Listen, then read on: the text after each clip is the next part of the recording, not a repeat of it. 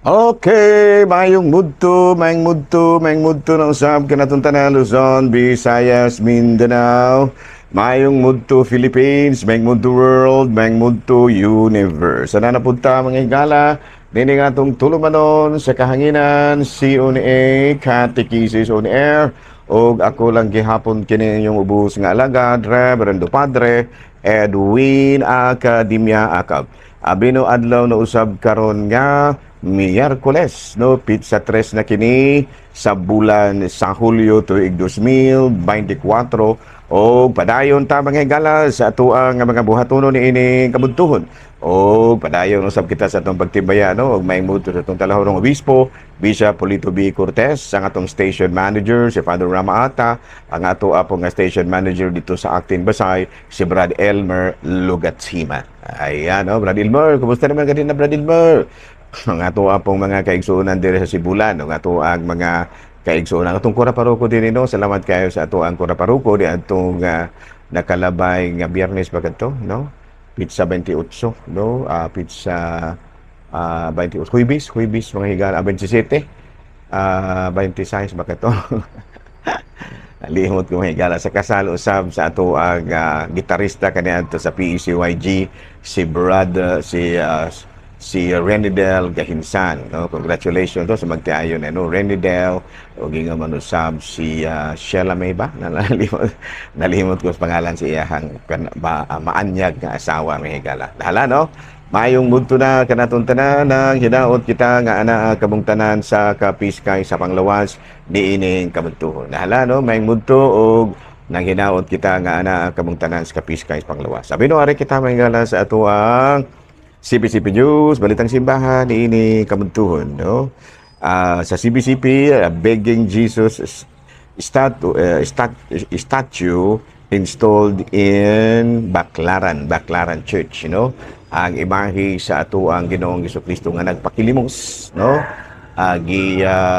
Gipaangay, no? Gipaangay dito sa simbahan sa Baclaran, no? Aron pagpakita nga angay lang gyud nga dili nato dili angay nato nga papasipadaan ang mga makililimos no tungod kay mismo si Jesus anaa kanila. Balita mahigala gikan sa Vatican, Peter Spence mo gigamit alang sa mga proyekto usab nga gisponsoran sa talahurong Santo Papa. Kanang Peter Spence mahigala mao kana nga pundo nga makuha gikan sa Domingo gikan niadto nga Sabado, no, katong Sabado usab Domingo nga diin pinakaduol sa piyesta sa San Pedro San Pablo. Gamiton katong mga higala alang sa mga proyekto o mga kining gitawag natong pundok nga gigahin nga gamiton sa Santo Papa. Mao kadto mga higala mga balitang simbahan ni ining kabuntuhon ug ari kita mga higala sa atong Saint of the Day.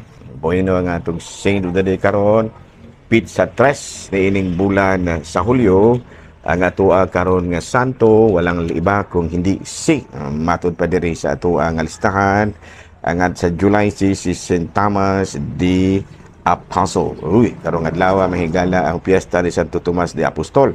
Unya matud pa si Santo Tomas gitawag siya og the doubting Thomas, no, tungod lagi kay medyo nagmaduha-duhaon siya, no, giingnan niya ang atong Ginoong Jesucristo. Gawas ko makakita ako sa samad sa iyang tiil o mahikap ko ang samad sa iyang kilid, dili gyud ako mutuo. Ayan, no, kamot og tiil o makakita ko sa samad sa iyang kilid, dili ko mutuo nga nabanhaw ang Ginoo. Pero ang nahitabo sa dihang nagpakita si Jesus, giingnan dayta Tomas, hikapa nga akong tiil ug ang akong kamot o hikapa usab ang ako ang kilid. Tuo ug ayaw na pagduha-duha. Og tuod man ingon si Santo Tomas nga Ginoo ko ug Dios ko. Ganiana, no? So mano kana ang nahimo nga matud pahalandumon nga mga pulong ni Santo Tomas de Apostol. Ayun, karong adlaw July 3 gisaulog nato ang kapistahan ni Santo Tomas ang sa may kanang Santo Tomas ang maduha-duhaon. Ala na. Padayon ta mga higala, ari kita na sa ato ang catechism. Okay, no? Ang atong ato din kabustahon mga higala no, ug may mudto sa mga ato ang mga kaobispuhan mga kaparian lukop Kabisayan ug Mindanao. Kinsa may ato karon unsa may ato ang topic, no? Ubay-ubay na niya atong mga topic manghigala. Kagahapon ang atong topic kabahin mga higala sa kining respectful the elders. Dayong sunod ang atong topic kabahin sa nobina. Dayong karon ang ato ang topic mahigala kabahin na kini sa sakramento sa confirmation. Kaapil man ni sa ato ang pagtulunan usa man ni sa mga sakramento, no, kining sa Roman Catholicism kining sakramento sa kumpirmasyon, no? Ang sakramento sa kumpirmasyon is the second of the three sacraments of Christian initiation. Kay tulo man na, no? Ang sacrament of initiation tulo na siya, no? Sacraments of initiation, no? Tulo na siya, no? Number 1 is baptism, number 2 is confirmation, and number 3 Holy Communion. To initiate kana bitang mahimo bitaw kang kalakip ka ba, no? So ang sakramento sa kumpirmasyon or kumpirma, it completes baptism by means of the laying of hands and the anointing of oil, no, which first happened after baptism, and we are confirmed with the fullness of the Holy Spirit, no? So no, dato pa ang sakramento sa kumpirmasyon mao ang nagkumpleto sa sakramento sa kanang bunyag, no? Celebrated chronologically and lead us to a deeper faith walk as Catholic Christians. So sa pa ang naglig-on gyud kanato, no, ang sakramento sa kumpirmasyon mao yung naglig-on kanato. Nya gawas kung kalaslon, kami pwede raming mo kumpirma og kalaslon.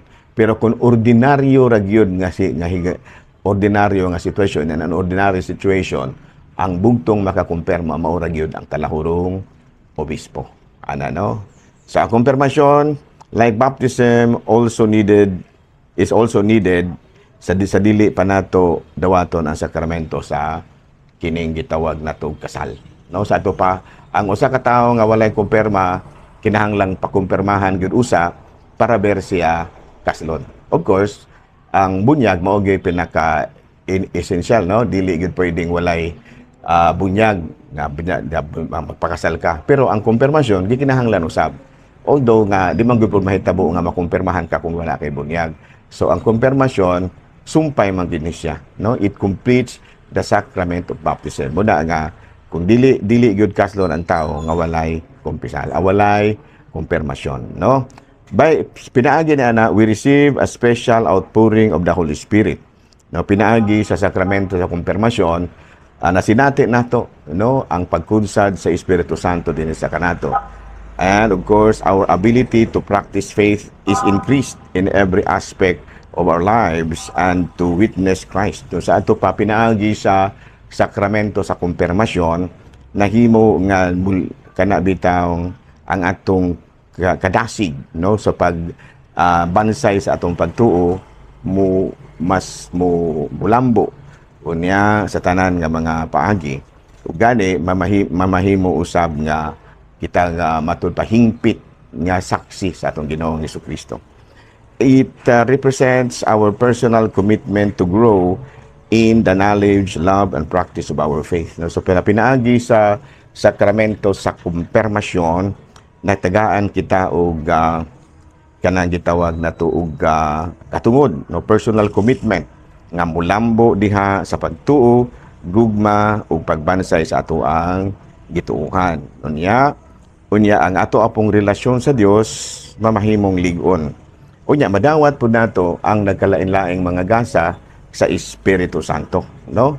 Dadi kay di lang kanadawat malig-on, no, ma-strengthen, no, kasi English para ma-strengthen. Unsa man kining mga bunga sa Espiritu Santo? Number 1 is wisdom. Number 2, understanding. Number 3 is counsel. Number 4 is fortitude. Number 5 is knowledge. Number 6 is piety. And of course, number 7 is the fear. And number 6 is the fear of the Lord. No, we become better witness to Christ in the world, and we are reminded of our participation in the ministry and mission of Jesus and strengthened to follow Jesus. And of course, unya kana lagi nga kay ang konfirmasyon kuan man lagi ni kanang konfirmasyon kuan man lagi ni kanang sakramento adun lagi matter and form. Unya ang matter and form mao ang sa matter ang tubig. Kini ang matter kuan kanang krisma, holy chrism nya ang form mao ang laying of hands, no? Sa to pa kumungutan na ganito, what is the matter and form of the sacrament of confirmation? Of course, ang matter is the holy chrism and the form is the laying of hands. Oh, klaro? So muna nga doa mga kalaslon mahigala kinahanglan magulig-unon gyud sila, no? Lig-unon gyud ang ilahang matud pa ang ilahang pagtuo sa Dios pinaagi sa gasa sa Espiritu Santo. Muna nga kinahanglan gyud kitang kumpirmahan. Gani sa ako na ginaingon, dili gyud pwede nga makuan kita. Dili kita pwede nga makasal kung wala kita kumpirma. Kay gihimo nga prerequisite sa sacrament of sa sacrament of marriage ang kining sakramento sa kumpirma, no? Kay mo lig-on sa atong pagtuo o mas dadasigon kita nga mabansay na gid nato ang mga atong pagka-Kristiyanos, no? Nya daghan man gini mga pagsulay, no, as Christians. So mana nga dili lang gyud kita madala sa mga bisan pa sa pagsulay. Ang hinunua pangayoon nato nga pinaagi sa mga gasa sa Espiritu Santo nga atong madawat pinaagi sa kumpirma nga ato gyung kapuy-an ang mga sakramento nga atong nadawat. Okay? So dinhi na lang una kita ko to mga higala. Ako lang gihapon kini yung ubos nga alagad Reverendo Padre Edwin Academia aka manamilit to sab kaninyo og manalangin kanato ang Dios nga magkagahom sa tanan, Amahan, Anak, Espiritu Santo. Amen. Good noon, Pilipinas.